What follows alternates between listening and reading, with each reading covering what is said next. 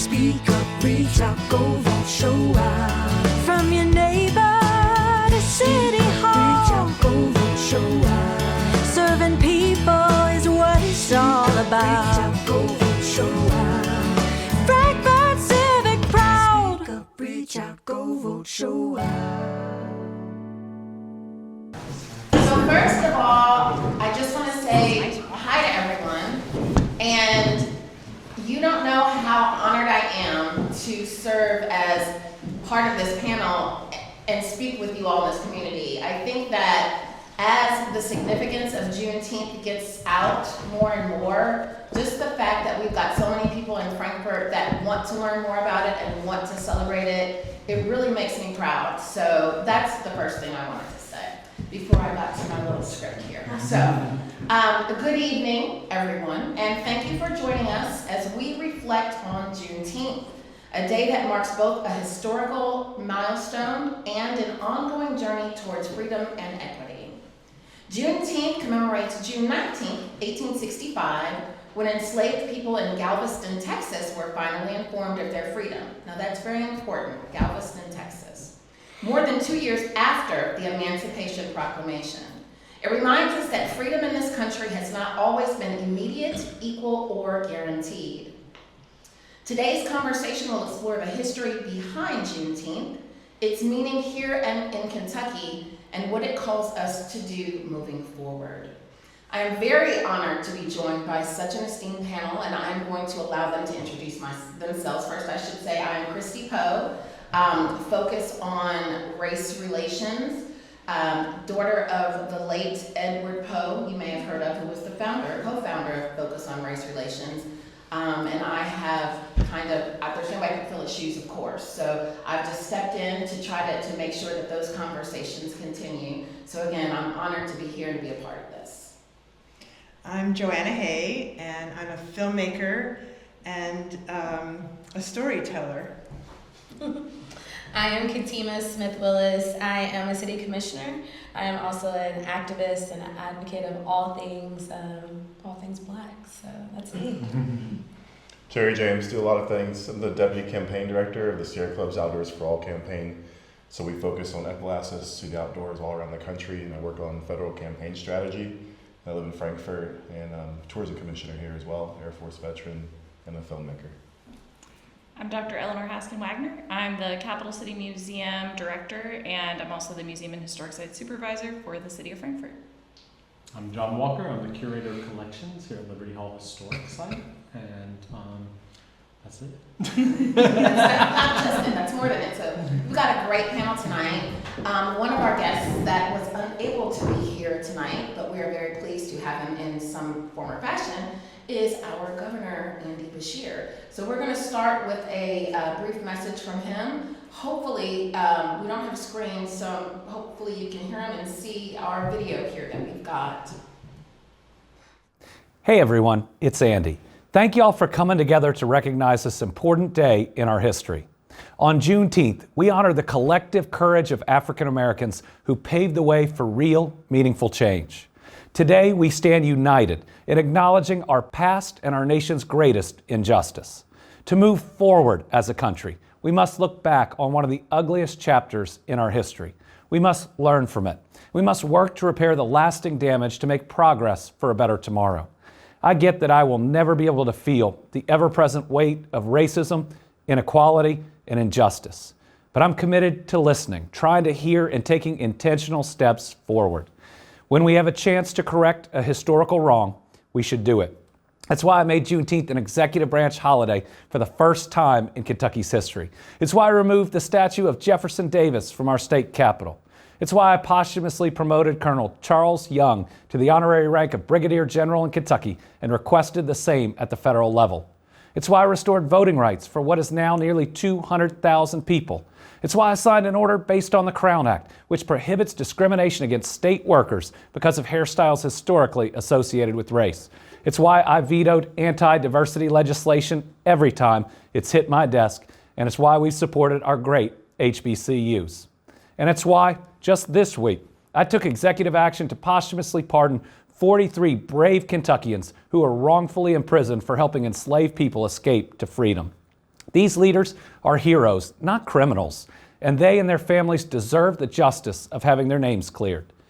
Juneteenth is a celebration of progress, but it also serves as a reminder of our responsibility as Americans and of the work that remains to be done. Here's where I stand.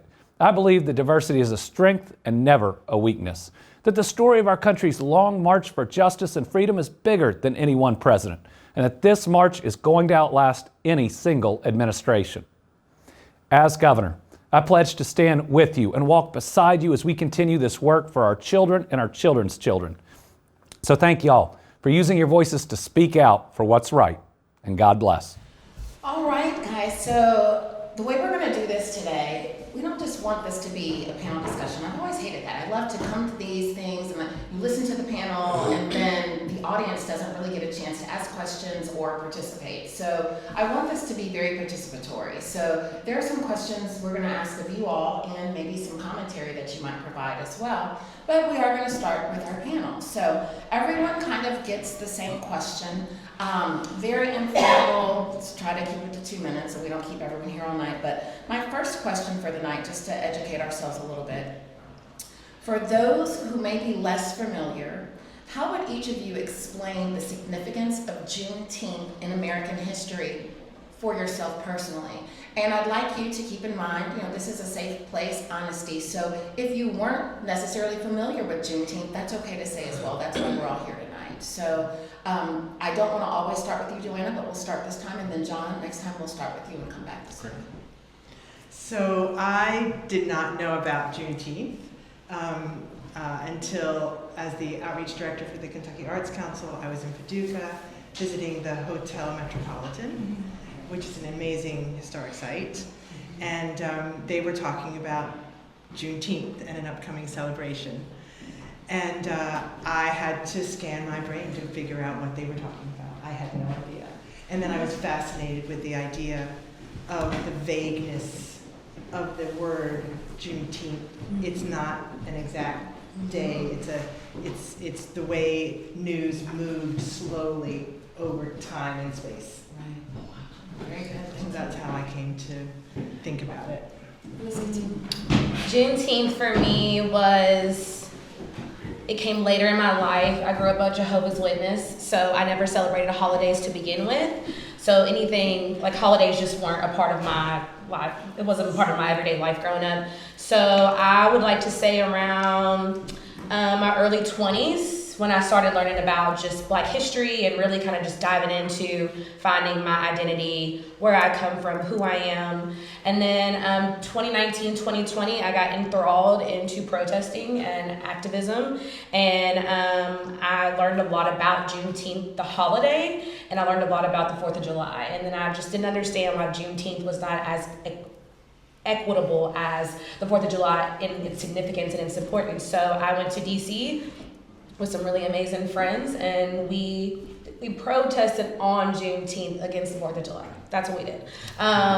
We caused a little good trouble, but we caused awareness to why Juneteenth is important as well, and why it's especially important to African Americans or Black people. So that's kind of just when my education started, and it became very important to me in my early 20s, and then it continuously gets more important each year for me because I get to celebrate with really great people. So. For me, I think Juneteenth is for different folks in the Black diaspora. It has different meaning or different contexts. For a lot of, I lived up north, so I was a military brat. So for a lot of northern Black folks, it wasn't a big celebration, but it was more in your southern, kind of in your deep South states historically. And so my first Juneteenth celebration was maybe 2016.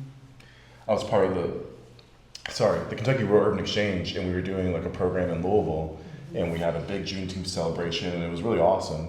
And I think for me, why it's important is because the 4th of July, I think it's a big lie, kind of. I didn't mean to rhyme, but this is our big thing, independence, and everyone's free and all stuff, but it really wasn't. It really didn't happen until later. And so I think that's important for me. Thank you.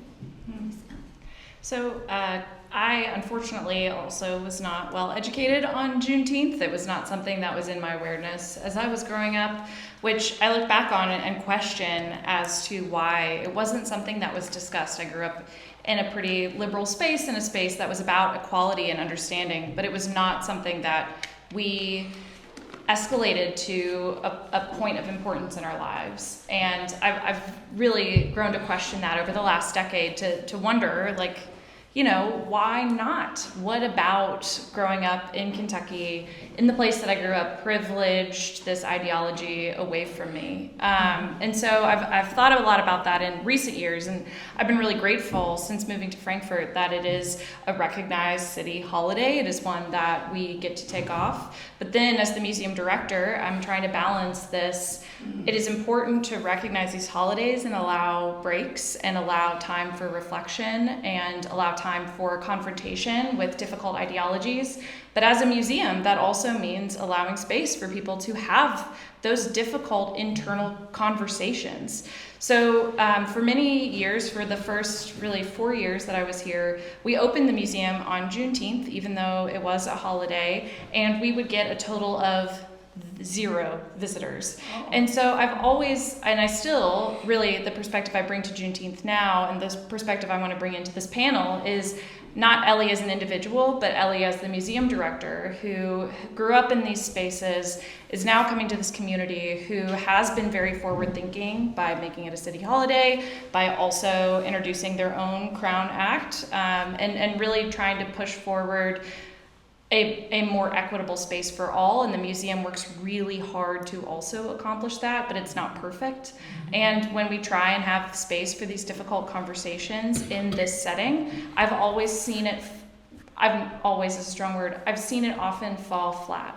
And so I'm curious as to what we could be doing better, what we can continue to do, and looking to tomorrow, just to be totally clear with everybody, we did choose to close because we believe now, after seeing the trends over the last few years, that allowing time for reflection and allowing folks to participate in other community events is a better use of our time and our space. But I also invite feedback and critique of that because we're still learning as well. And you can't deny, I am white. I employ mostly white people. It's not something I can shy away from. And it's not something I should shy away from.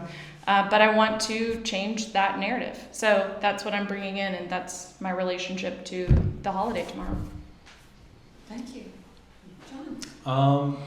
As a historian, when I remember reading, I was a Civil War buff as a kid. I was just one of those weird kids that had like every single Civil War thing ever. And I remember reading some random thing about this colonel who was, went to Galveston a long time ago, and then I forgot about it.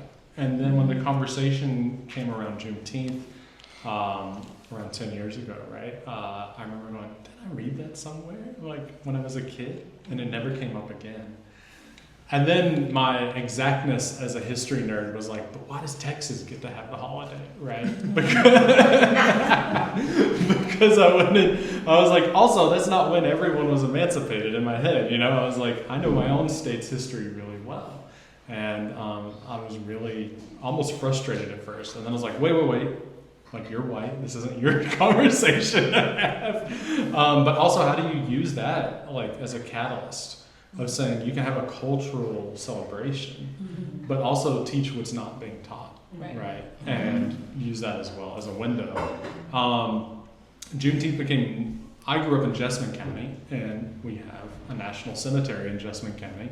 We also have the largest recruiting station of black soldiers in the Union Army for the Civil War. And anyone who knows Jessamine County today knows it's a very white county. So that led me, growing up there, to ask all these questions that no one seemed to know the answer to, which was, if there were all these black families living in this one part of our county, where are they today? And what happened? And so that mixture with my history mixing with starting to work at this historic site and looking at kind of United States race relations outside of Civil War dynamics, but as a from the beginning to now dynamic, really has me evaluating these things on a holistic level. And Juneteenth is, to me, a reminder to actually sit down and think about it. And I stand on like the shoulders of giants. When I started this job, I had 2 big folders they were put in front of me, and they said, these are the enslavement folders. This is everything you need to know about Liberty Hall and enslavement. But then none of it was really being disseminated. Like none of it was being talked about to the public. And I was like, okay, so maybe this is my role in this story, is to help get this information out there.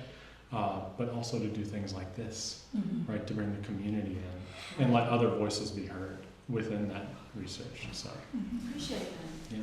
So a question for everyone. How many of you have just become familiar with Juneteenth within the last 5 to 10 years by show of hand? Most.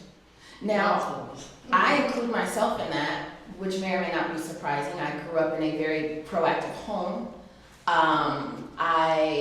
Both my parents were very, very much interested in Black history. I had not heard the word Juneteenth. I went to 2 HBCUs. I started full scholarship at Fisk University, stayed in Jubilee Hall, which Jubilee Day was Juneteenth. It was not, there was no explanation of that at all. And I hate that my father has passed and I can't have this conversation with him, because I'm wondering June 4th is how I started educating myself about Juneteenth, because we decided it was important to bring that recognition here. That's what 4 does. We raise those conversations. And what I wonder is if that's when my dad started educating himself about Juneteenth. I really do wonder that, and I wish I could ask my parents that question, because I'm not sure. I'm not sure why we didn't have those conversations at home. So, as I've learned more, of course, everything just makes me angry. And of course, the history behind it just made me angry. But I love to learn as we're doing this. So I love that we're all kind of learning this together. So thank you all for being honest. Next question, and thank you all for building on all that information. My question, starting with John, would be, why is it important to remember that Juneteenth represents delayed freedom, not immediate liberation for all? That's a great question. It's complicated. Yeah. But I think it's important because we are a country that is not homogenous, or there's not a hegemonic sense of power. And we act as localities, we act as states, we act as a federal government, and then we act within like the larger international context of things. And America, before 1865, a good friend once told me, we were a nation of states. And after 1865, we were a nation state. And that we were this kind of plethora of communities. And we were just 10 years before connected by things like the telegraph and railroads. We moved at a much slower pace. But even in the act of emancipation, we have to remember Juneteenth is not something that is just something that happens in that era as well, right? Emancipation happened from the beginning of the colonies. People were emancipated and celebrated that, and then all the way up. Even after the Civil War, with the sharecropping culture, with Jim Crow, you can even count the Great Migration as a form of emancipation, of economic emancipation.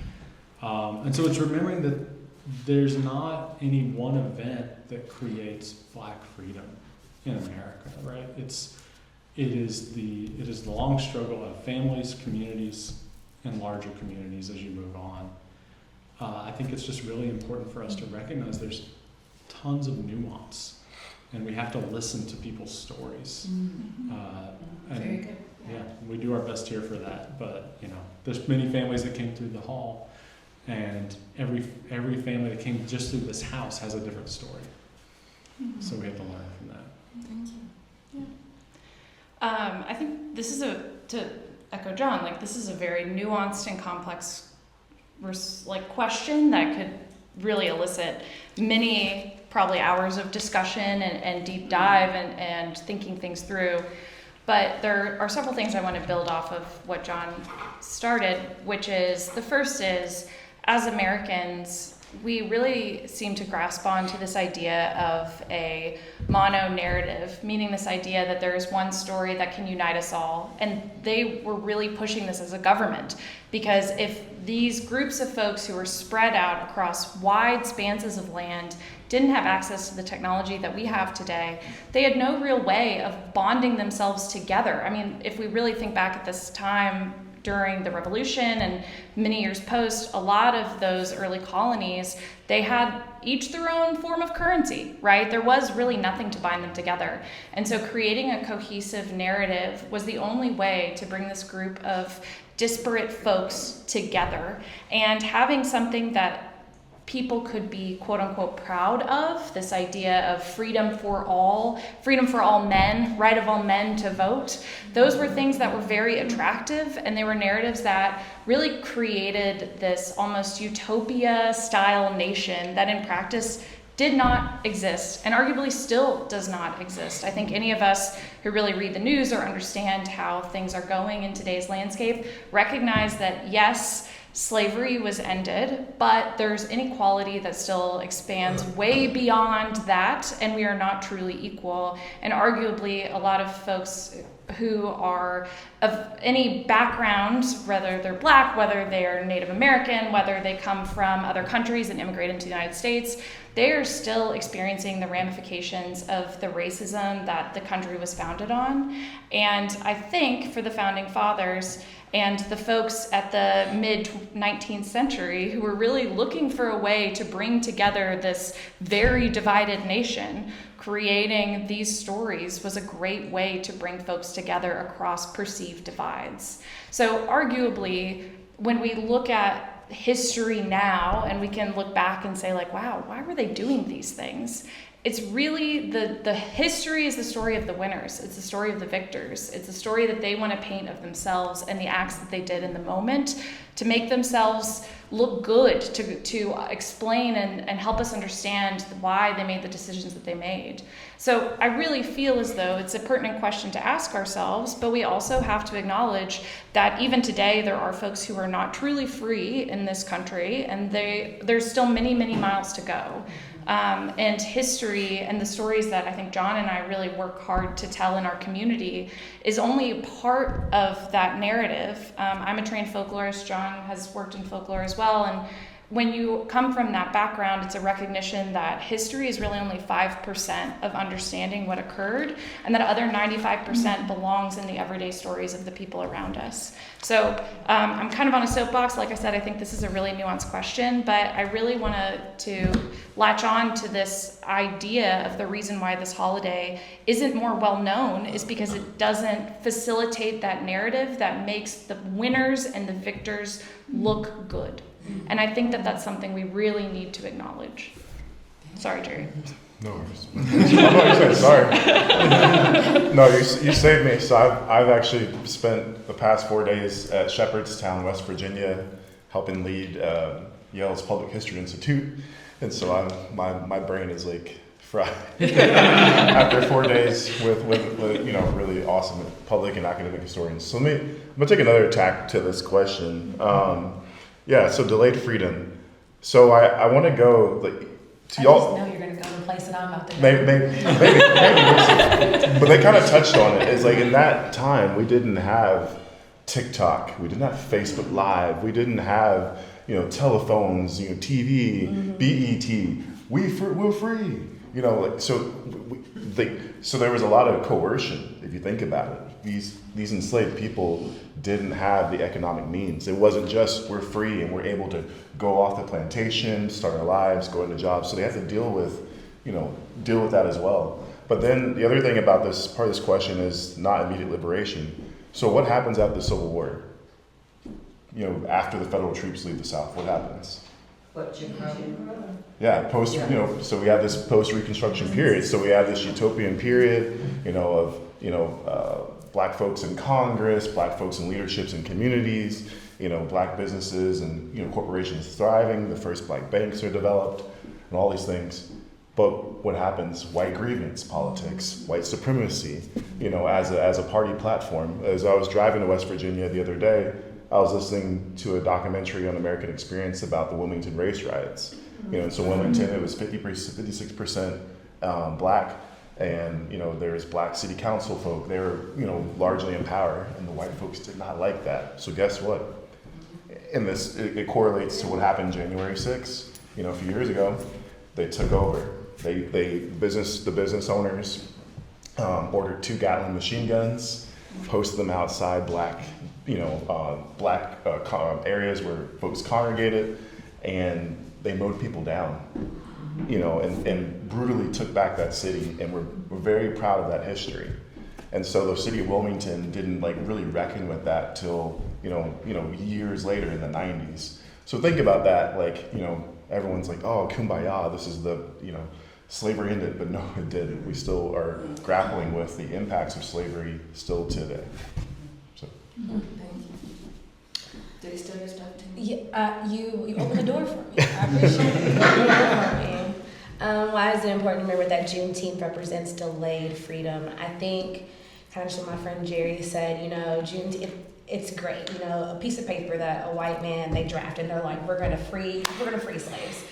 I just feel like, you know, it's important to remember that that was just a sign for, I feel like it was just a cookie crumb. It was not a huge piece of history, because you fast forward to the Jim Crow era, we were still begging and asking nicely for some form of freedom. We're still asking for some, we're asking, and why are we having to ask when our counterparts don't have to do anything? So, you know, I think Juneteenth, I think it's great that it represents a time that something was drafted to free the enslaved. But, you know, on the not immediate liberation for all, you know, I think about, you know, when I think of enslavement, I think about chains and shackles, and I think about the amount of people that are falsely incarcerated. I think about the people that are gunned down by police officers. I think about people who, I think about a lot of things. I think about Black maternal health. You know, I think about women going to have babies and don't make it out because their pain level is not of their white counterparts and die giving birth. So I think about the things that, are they physical shackles on people? Not necessarily, but we are still enslaved to some form of degree right now in 2026. So, you know, it's not immediate liberation because we're still having to fight. You know, when I did a lot of protesting, you know, what he was just talking about Wilmington, you know, when I protested a little bit just during the Black Lives Matter movement, you know, to see the other side try to tell you that what you're saying is obsolete. It's not true, you're making these things up, you have rights, you have some form of freedom. So to see the counter side of history right in front of me has been really interesting, because I feel like we are not liberated. We are asking for things that we shouldn't have to be asking for, that we should not have to ask for, down to legislation and policy. So I think we have a long way to go. I appreciate June 18th, 65, but in terms of immediate liberation, I think we have a long ways to go. So I come to thinking about Juneteenth through arts and literature, and also through all of these interviews I've done on a variety of civil rights topics. And the delayed freedom that Juneteenth represents is the same delayed freedom and deferred policy of Brown versus Board of Education, for example. What was that, 1954? But when were the schools actually desegregated? 61, 63, 66, 68. Still ongoing. And still ongoing. But just because something has been signed into policy or does not mean that it actually happens, and particularly in regard to the African American experience, where the whites will try everything to defer that equality and that independence. Yeah, and July 4th is Independence Day, but not for everybody. So I think about the word Juneteenth as a literary a word of vagueness and an inexact day, and how, you know, word traveled. But I stopped by Camp Nelson the other day, and I picked up Frank X. Walker's. Oh, really? I picked up Frank X. Walker's latest book. It is autographed.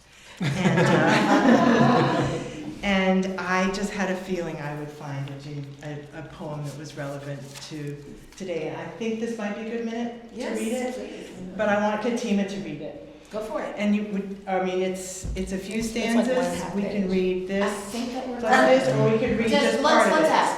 Do you all have a problem? It's a few stanzas. I think we're good. Okay, we're good. Okay. The big breakup. We was more than a little salty to find out we've been emancipated more than whole 2 years. That master crawled home from the war and decided to keep our freedom to himself. I remember the urge to just sit down and do nothing for a spell just to see what it felt like. Then they told us we could now get paid for our labor. But when we found out how little money it was, a handful of us decided what we wanted to do with our freedom was go find our beloveds that was sold off or had run away. Most of all of us have missing family we ain't seen since who knows when and was willing to walk to Kingdom Come and back just to hold them again. Working for just enough to keep you alive or laboring, to put sore eyes on loved ones that made life worth living was an easy choice.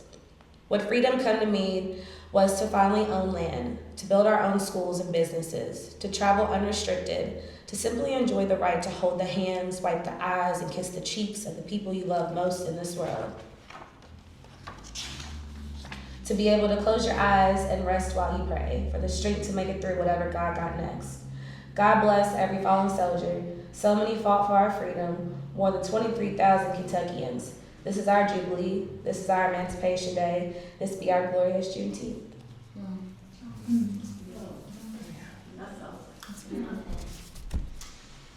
So, for me, I guess explain a little of the, and I call it anger. It's not anger, it's passion. Well, it's a little anger too.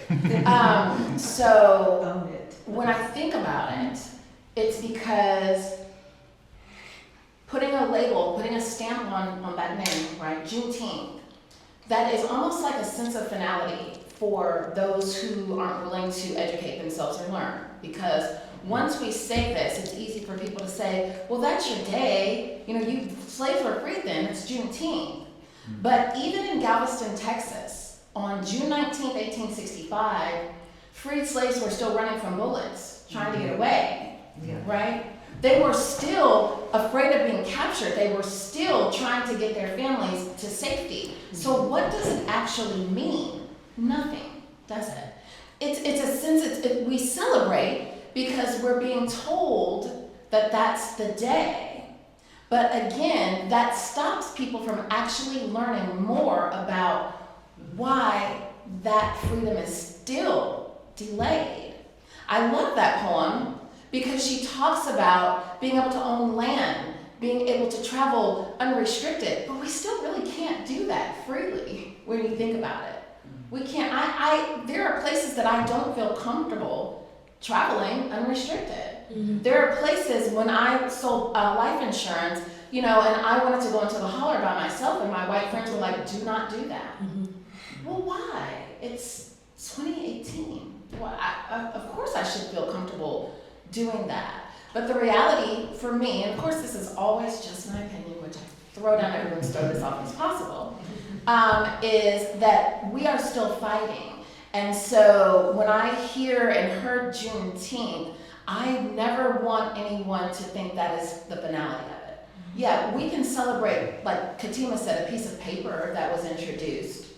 But we are still having to fight, and I want everyone to understand that we still need to fight together. Nothing finished, nothing is done. Focus on race relations. We are participating in this panel, but we're moving our celebration to December. We're calling it December-teenth. And I will explain more of that as we conclude this. But not only is it because that's when Kentucky slaves were notified, right? That's how long it took to reach here. But it's also because I want this to continue. We don't end it on June 19th. We don't celebrate just because it's that day. That's not when it ends. That's not just a day to have barbecues and to have conversations and that sort of thing. We're going to take this throughout the year, just as we are going to do Black American history. So that's my little 5 cents on that. Now, moving on, and then we're going to get into, I want to take at least 15 minutes for some conversation that we all have, right? So one of the questions that I think is important, how can educators and community leaders present this history in ways that are honest and impactful? How can educators and community leaders present this history in ways that are honest and impactful? And we'll start with you, Joanna. Yeah, that's a tough one, because legislatures are making up new rules that don't allow teachers to tell these stories. So again, I would come back for myself, the way I think about these things, through an arts lens.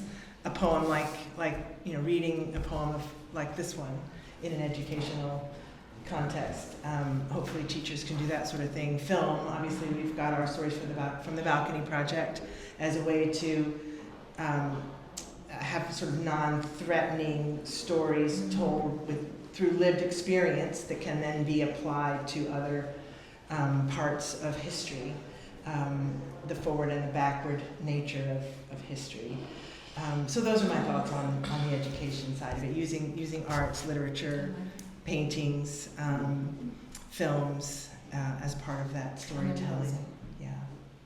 Thank you.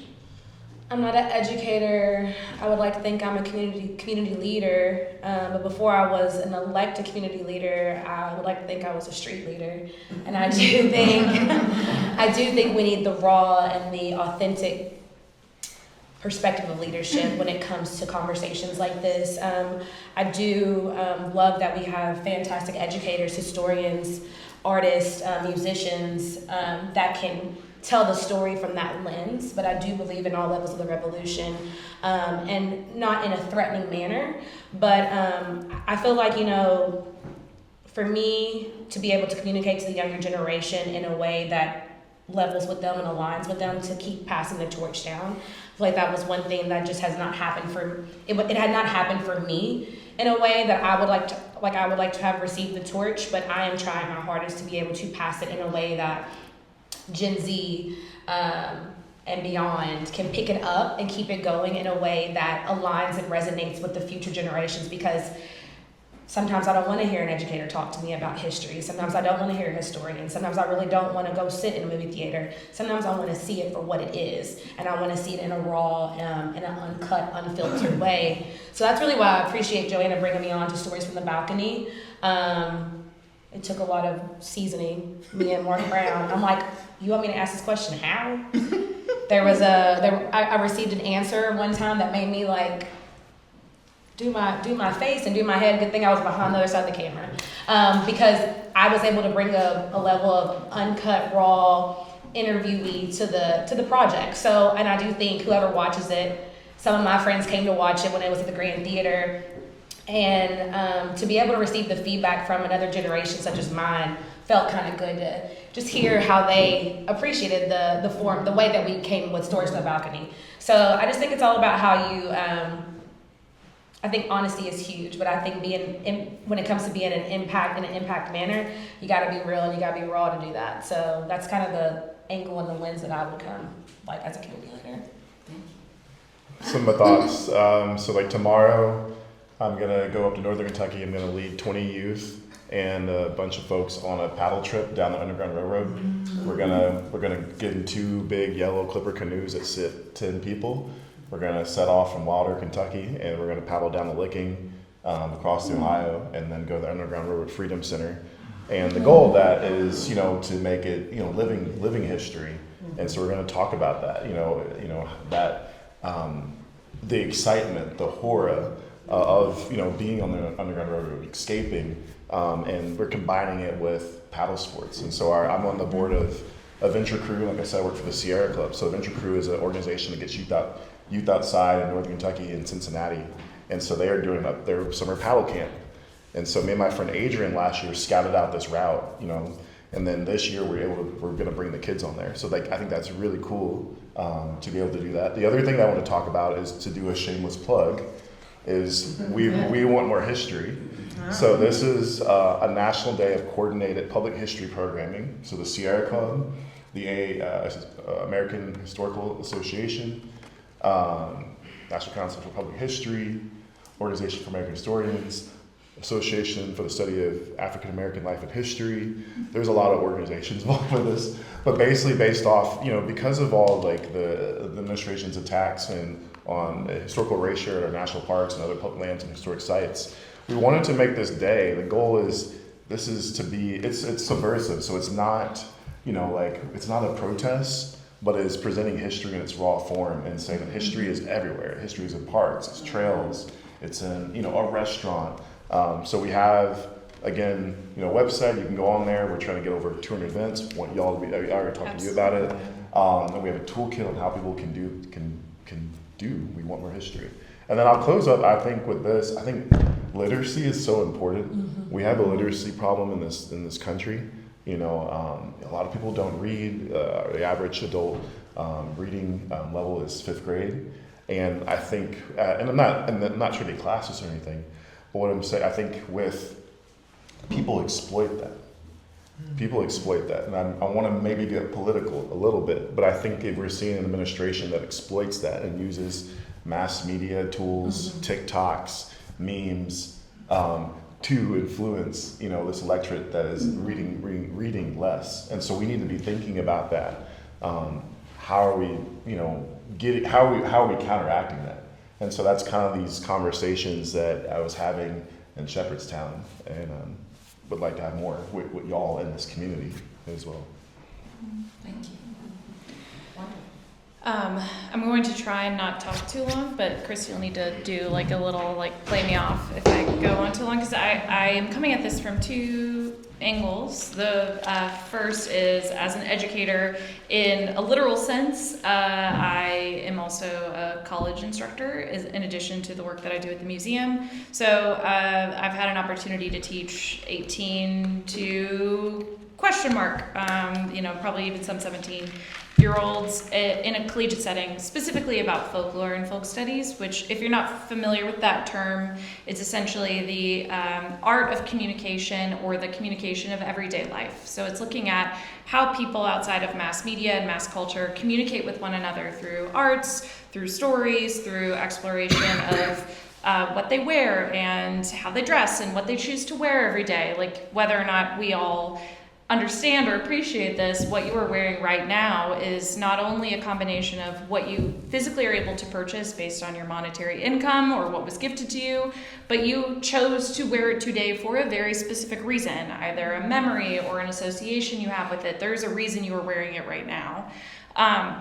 So I've taught collegiate courses on that, and I had the unfortunate luck to be teaching in this context during the 2016 and 2020 elections specifically. And I taught at a very liberal university that is in a very conservative area that created a lot of conflict. I learned very quickly that because of what I was teaching, I'd been put on a list for professors who were not kind to white people, and there were threats of violence because we were trying to discuss narratives from all sorts of different Americans.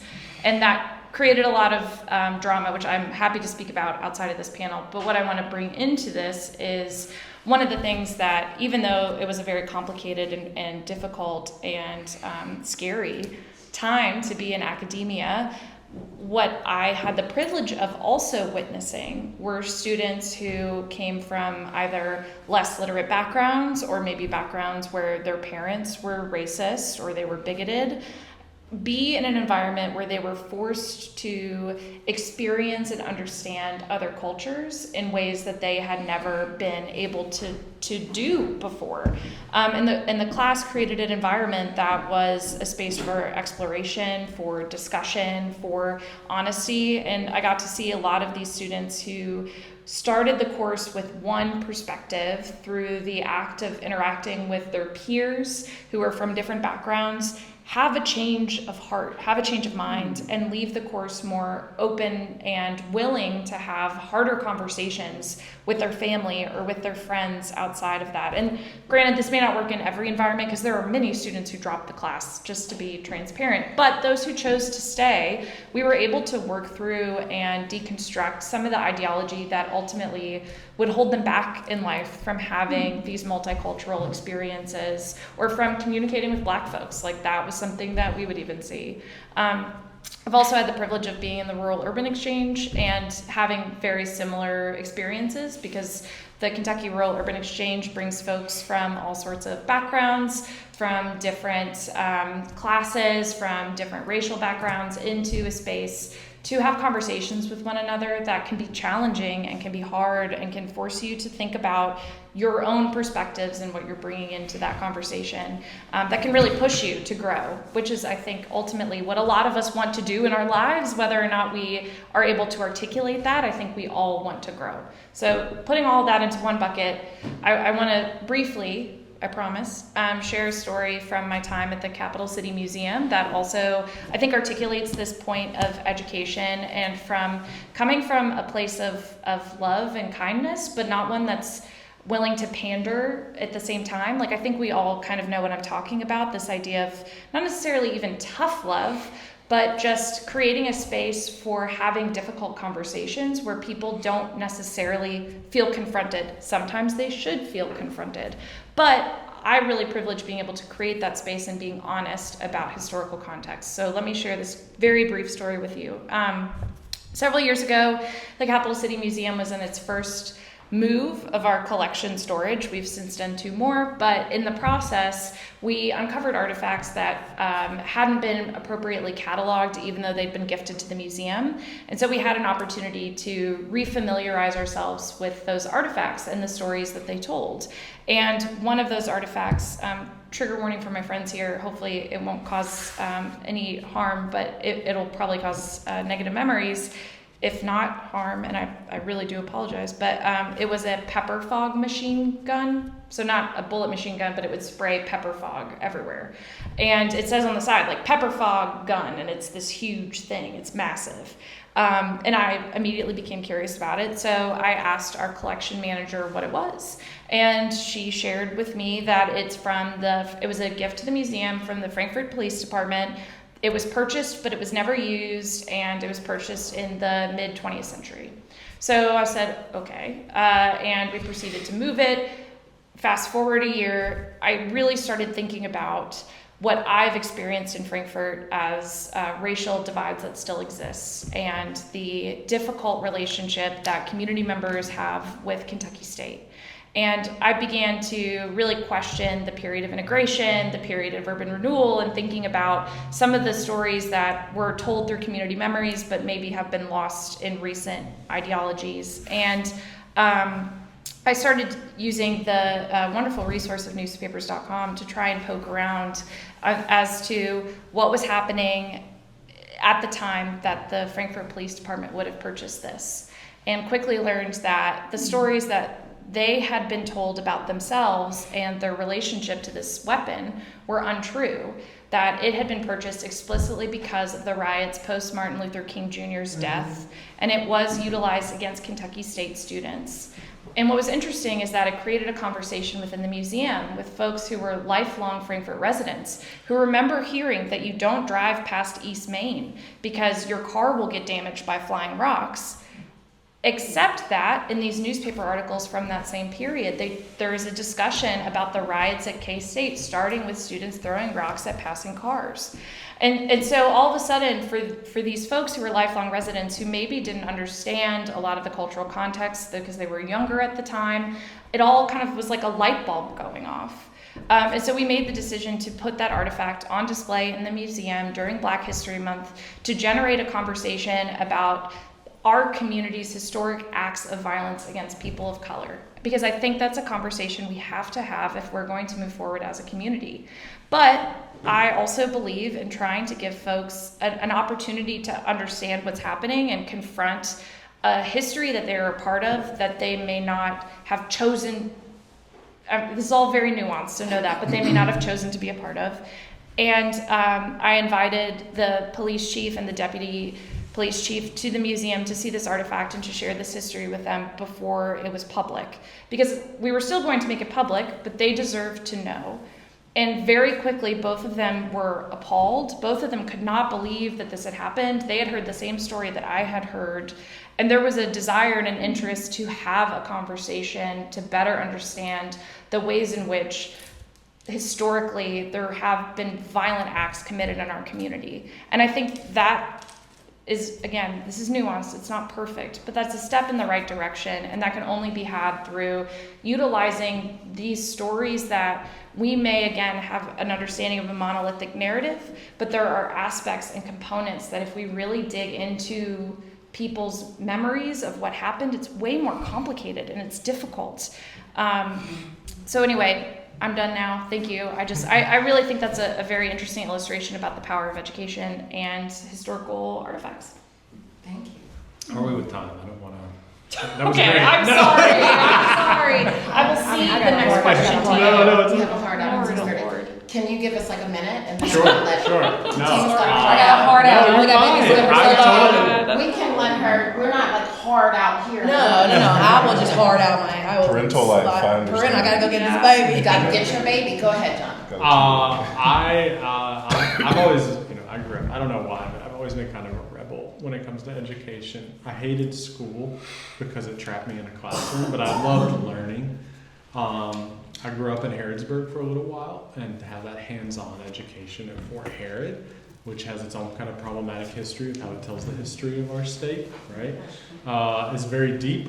But there was also something about being a kid and being able to smell the blacksmith shop and go through the walls of the fake fort.